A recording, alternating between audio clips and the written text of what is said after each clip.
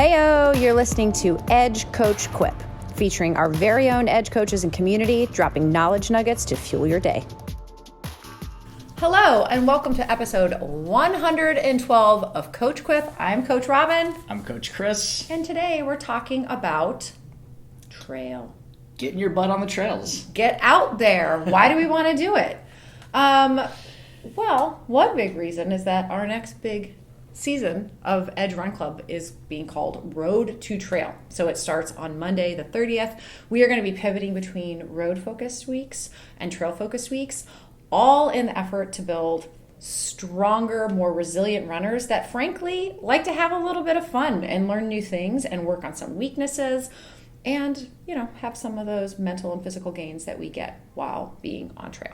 Yeah, trail is so fun, and it is something that if you live in a city, you might not have everyday access to, but getting out there is such a blast because it is so different from our usual running that we do, or at least for me, running that I do in the city. There are so many benefits to trail, and we're going to talk about some of those in our bonus miles, but I think one of the biggest things for me, and this is the reason that we always talk about trail, I feel like we talk about trail at the changing of the seasons. Yes. Right? And so it's like a spring thing and a fall thing, and I love, where it's getting darker earlier, the weather is changing, the leaves are changing, and why not change where we're running as well and change up our schedule? And for a lot of our people who just did Chicago Marathon, this is the point at which they are at. So we are now transitioning for most athletes into an off season or a maintenance phase, and this is the perfect time to put trail into your schedule. I like that. Make your maintenance season your trail season. All right, we're going to leave you on the quip portion with a little quote from John Muir, which, if you ever need some good for the chicken soup for the soul type of quotes, definitely tune in to him. This one I love because I love pine trees more than anything else. It is, between every two pine trees, there is a door leading to a new way of life. And I love me some trail. That is the new way of life. Stay tuned for our bonus miles where we will go over lots more benefits that you will want to know.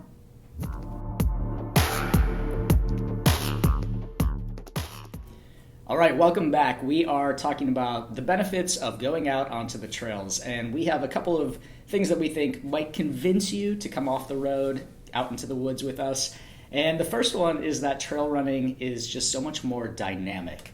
So in running, you have to think, when we are running in one plane of motion. We are moving our body repetitively in one way, moving forward only. But trail running is a lot more dynamic than that because you have obstacles, you have rocks and roots, you have different various terrain. So you're moving in different directions, you're hopping, you're cutting, you're jumping, and there are just huge benefits for your body overall to change the patterns of motion from that running in one direction to something that's a little bit different. Yeah, truly using those different planes of motions is huge, right? Because when we are only road running, especially on a course in the city like Chicago, we're running flat, which means we're really only using the front side of our body, which is also why post Chicago Marathon or even half marathon distances, our quads are just trashed because there's only so much we can do moving in one direction. When we're using those different planes of motion side to side, using our posterior chain because we're actually going uphill, it is going to create a much more dynamic, complete motion pattern. Mm-hmm. Perfect for the off season. Yes. All right, number 2, it is strength training in disguise. We know, we will say until we're blue in the face, you runners, you athletes need to do strength training, but it doesn't always happen, which it should, because 30 to 45 minutes here at Edge, at edgeathlete.me/classes for the whole schedule, you will see you can always get it in, but if you get on trail, it really is kind of another way to get in some strength. So great for your core. We'll hear a lot of times from new trail runners. I can't wait for the first time that we head out with the Edge group of just like, wow, I was really sore in really interesting spots. One of the places that we hear is definitely core. So particularly obliques, right? Or even like low back, not sore in a bad way, just in it's worked, right? Your butt has worked. And so you're going to feel it kind of all the way up your chain.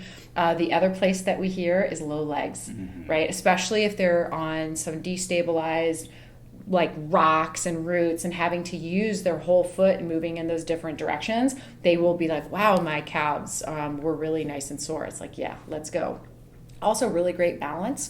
your body is really smart and it knows if you are looking at something, how to step on it. But honing that skill really is going to help us increase our balance, range of motion, strengthen our joints, so that if we are running on something flat and predictable, our body also knows how to navigate that as well. So get in some sneaky strength training, get out on trail. Think of trail, I sometimes think of mountain running. Oh, I think of just climbing hills, because I think also because it's so flat here. But our trails that we have, it's just gentle up and downs, right? And that can make a huge, it doesn't register when you're doing it that I'm going to be sore, but it's totally different on your body. It's like a productive sore. Oh, it's great. Right? Yeah. It's not like you went out on a 20-miler, in the summer where you're obliterated and you have to take 3 naps, talking about my husband. It is very different. It's like that good sore that you get after a really good lift, and you're like, wow, I did something. Yeah, and I think that goes to the feeling of I feel accomplished when I do trail in a way that I do not feel accomplished when I'm running my normal routes here. Fun fact, side note, is that our trail system here around Chicago, we usually call it Palos. It is the second most contiguous miles of trail in the Midwest, second only to Kettle Moraine, which is a couple miles north. Did you know that? I did not know that. Yeah, so there is a lot to choose from, and that's also a big objective of ours this fall and winter, is just to get people into new areas. I know when we first started trail running, it was just like our minds were just blown that all of this was 25, 30 minutes away from us, and we didn't know. Yeah, amazing. So another benefit of trail running is that it lowers your risk of injury. And for some of the reasons that you just mentioned, strengthening the lower legs, strengthening your core obviously is going to help prevent injuries. And we find that with the benefits of the strength benefits roll over into our road running. So this is just a great maintenance phase building for us. And it's softer, there's less pounding. And for a lot of us, especially city runners, we spend a lot of time pounding the pavement or even pounding the treadmill. But trail is so soft and much more forgiving, and it has a lot more benefits for your body in that regard as well. All right, maybe my favorite one is mental health benefits. So similar to what you said, you just feel so much more accomplished. I find that even if I'm running on one of the trails that I really know, I get so excited when we're about to be near the end, because it's almost like I'm navigating. It's like I've done this, right? The sense of accomplishment is really high. But if we talk about our nervous system for a second, so we live in urban environments, which means we're kind of usually stressed more than people who live in more rural areas, which is, it's to be expected. There's a lot of commotion. I mean, there's traffic right now on Elston Avenue. We have, just noises happening all the time that we don't really have control of, just more hustle and bustle, which I love the energy, but it does take its toll. So when it comes to our parasympathetic nervous system, that one that kind of tells us to rest and digest, we do need to reset it, especially living here. So nerd alert, one of my favorite, I always say top 3 books of all time was The Nature Fix by Florence Williams. It's a fantastic read, and it's all about how living in an urban environment can overstress your certain aspects of your nervous system and how to reset it strategically by using nature. And she actually writes that you really need just 5 hours a month in nature to try to get that parasympathetic system reset and reusable. And really, it helps staves off depression. It allows you to have more energy, better sleep. And she said if you reach 10 hours a month, now you're going to be in like a different stratosphere. So let's start with 5, though. 5 is great. Yeah. Get that mental boost. And that's totally doable if you are going out on the weekends, for a trail run. Yep. That is, you can stack that up quickly. Yeah, absolutely. And going from your car to your house doesn't count as nature fix. No, her big parameters are making sure that you're running under trees or near water. Oh, yep. Great. Yeah. Check. Excellent. All right, so another benefit of trail running is that it is a change of pace. So it's different terrain, as we mentioned, new adventures. To your point, that feeling of excitement as you're navigating a path. I love to see the things that are in the woods, right? And when I'm running on the sidewalk or running on the lakeshore path, Sure, I can see a couple of cyclists go by or some cute dogs, but I'm looking for, wildlife. I'm looking for the different trees, a favorite tree. I'm looking for mushrooms. That's like a new Yeah, they're really pretty right now, too. favorite fun thing. Or, just listening to the different sounds. I love trail running with no music on, and hearing the crunch of the leaves under my feet is like one of the greatest sounds, I think, in sport. It's also a change of pacing, so you can't compare your road running paces to your trail running paces.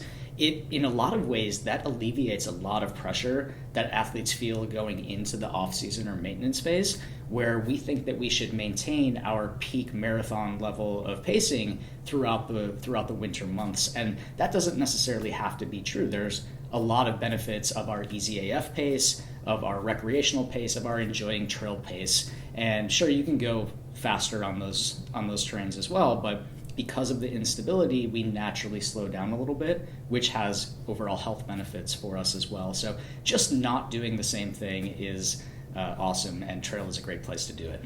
2 more things on pace. One is that our new season is going to be written in time-based format. So it'll be like 45 minutes out on trail, it's 22 and a half out, 22 and a half back.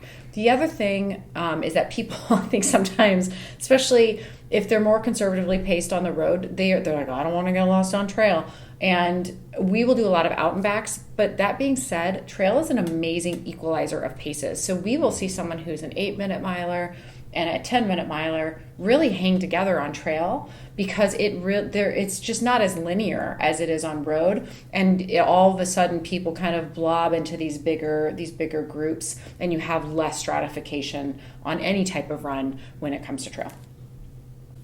All right, note, however, not so bad however, just a however, that you might need to adjust some things, right? So adjust your paces. Right? You should not, especially if you're running on a more technical trail, you should not be running your road paces. That would be way hard. Like, your effort is going to be off the charts. So you will most likely need to adjust your paces or adjust your workout. I mean, I had an athlete this weekend head out to Waterfall Glen, which is one of the trail conglomerates. It's a simpler trail, but it was really wet. And so I knew that trail, it's rolling, and it also is gravel, so it sinks. So I call them speed suckers. She needed to hit marathon pace, and I was like, ain't no chance of that. Let's just go on heart rate instead, right? And that ended up being a much better solution to a very long, soggy run. You, on that note, might want to use different metrics, like things like heart rate or rate of perceived exertion over pace. And sometimes if you're really rural, your GPS doesn't work anyway. So you're definitely going to want to use a different metric like heart rate or rate of perceived exertion. You will want to plan and make sure that you have enough food and water and nutrition on you. You are more than likely not going to hit a water fountain. We're very spoiled running here in Chicago, but getting things like really great handhelds or even a hydration pack and testing it out is really going to save your ass, for lack of a better term. You can also put so many things in it. It's great. You can have your phone, your salt pills, your Laffy Taffy. That's me. You can have, toilet paper. You are not going to have the conveniences normally that we have running in a city. So planning accordingly and BYOBing all of those items will really help. I, at home, I don't know if I've ever said this on this call, I have 2 bags. They're both just Nike canvas totes in my closet, and they're on hooks. One is a track bag. That's the one I bring to track. It's got like a dry erase board. It always has toilet paper because you never know. It's got extra water, extra gloves if anybody needs gloves, a whistle, stopwatches, right? It's the stuff that I need to coach and run on track with. And then I have a trail bag. And my trail bag has way more stuff in it than that. And it has things, like body wipes, like additional bottles of water, extra handheld. It has extra nutrition, salt pills, a brush, extra hair ties, first aid kit. But here's the deal. I've now honed it, and so I know when I go to trail, I don't have to repack it. I just grab my trail bag, and I'm good to go. So that really helps you head out the door. So build that trail bag. Yeah, that was great. I mean, you just named a bunch of key tips for people for what they bring to trail, Yeah. right? So all of those things, you think about the whistle you said for your road bag for track, but I thought that's great for trail as well. You mentioned that your GPS might not work, so taking a photo of the trail map or having a map so that you can see where you're at potentially if you're in the woods and don't have that GPS service, bug spray, tick spray, sunscreen, all of those things. And then also you mentioned the muddy trails, right? You're not going to wear your cutest marathon kit when you're out trail running. You can expect that you would get a little bit dirtier. So having appropriate clothing for that and layers so that you are well equipped when you're out away from your car and away from the rest of civilization, enjoying all that trail offers. And one last thing before we recap is shoes, because I just got this question yesterday. Yeah. I'm joining this road to trail. Do I need trail shoes? The answer is not necessarily to start. I would not, however, wear racing flats or anything that has a slick surface. We want you to have some nice, pretty lugs on the bottom of your shoe. They shouldn't be super worn down. They should fit securely to your foot. I wouldn't keep a super loose shoe. But you don't need anything super technical footwear-wise to start out. As it goes on, you might figure out, I do want those Gore-Tex shoes because my feet were cold, right? But you don't need to go overly complicated to start. Just make sure that your shoes have some grip and that they fit well. Yeah, and then you might want to pack a little bag of things to put on after trail running. So a lot of us, when we're running in the city, we're running from our house or from work or from a gym or something like that, where we come back to our stuff, but don't necessarily have that long drive back home. And if it is wet or you slip and fall, you want to make sure that you have different clothes to change into after the run. Yes, and girls, I'm speaking directly to you. Like Alexi Papa says, take off that wet sports bra. And we say that seriously because it will get colder here, right? It's already happening. We don't want wet things on our skin because they will, not only is it just not healthy and super hygienic, it will actually lower your core temperature, which is naturally already going to be happening because you stopped running. So just replacing all of your clothes that you just ran in, and I usually just do something super cozy, will make a really big difference with not only how the commute feels, but also how well you recover. You don't need to be taxing your body on top of taxing your body. Yeah, definitely. And then the final tip is just to be aware. You are going into trails where the GPS might not work, the trails might not be very well marked. Make sure that you're letting someone know where you're going. If you have like the Track My feature where you can either set it on your smartwatch or on your phone so that someone can see where you're at. And just be aware of other people, of animals, of nature and the terrain. There's a lot to pay attention to, which is why we advocate for no music and just really taking in all of the sights and sounds and surroundings so that you can have an amazing time out there and be safe.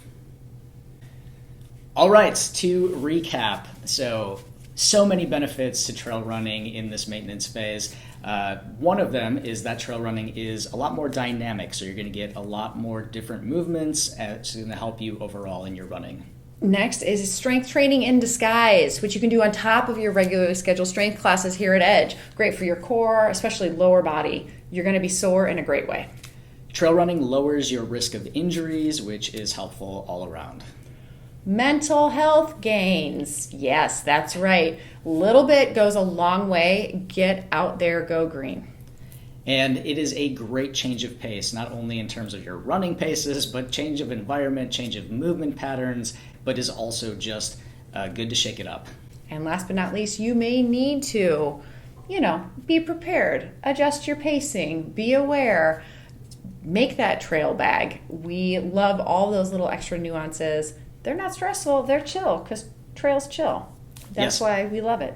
Trail is super chill, and trail is like the cyclocross of running, right? Yes. It's like when I think of trail, I think of barbecues. I think of people having beers in the parking lot. Oh, we should do a barbecue after our trail runs. Oh, we're doing a barbecue after our trail run. At some point, it's going to happen. You heard it here. So one more time, when does Road to Trail start? Monday, 10:30 is the first date of the new season. It's 14 weeks. We'll do, again, every other trail focus, and it'll culminate in Frozen Gnome, which is a 10K or a 50K relay that'll be chopped up by 10Ks. You can register for that soon, as well as you can currently register for that next season at edgeathlete.me/run. All right, tag us in your trail running photos. We want to see you out there enjoying nature and shaking it up. Later. Thanks for listening to Coach Quip, original music performed by Ment. Follow us online on Instagram, Facebook, and Twitter at Edge Athlete Lounge. Our podcast lives in the blog section of our website. Don't forget to subscribe, rate, and review this podcast, and you can check out the show notes for additional ways to contact us. Ready, set, onward we go.